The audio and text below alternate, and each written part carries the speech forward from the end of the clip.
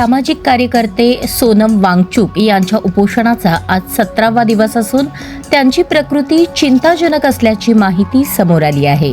त्यांच्या सहकाऱ्यांनी आणि काळजीवाहूंनी वारंवार उपोषण मागे घेण्याची विनंती केली, मात्र सोनम वांगचुक यांनी ती विनंती शांतपणे नाकारत आपल्या भूमिकेवर ठाम असल्याचे स्पष्ट केले।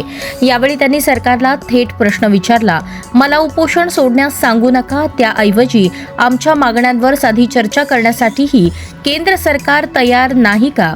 हा प्रश्न सरकारला विचारा, असे ते म्हणाले। आपल्या मागण्यांबाबत सरकारने सकारात्मक संवाद सुरू करावा अशी त्यांची भूमिका कायम आहे। दरम्यान त्यांच्या प्रकृतीबाबत चिंता वाढत असून समर्थकांकडूनही सरकारने तातडीने संवाद साधावा अशी मागणी केली जात आहे। या प्रकरणातील पुढील घडामोडींवर सर्वांचे लक्ष लागले आहे।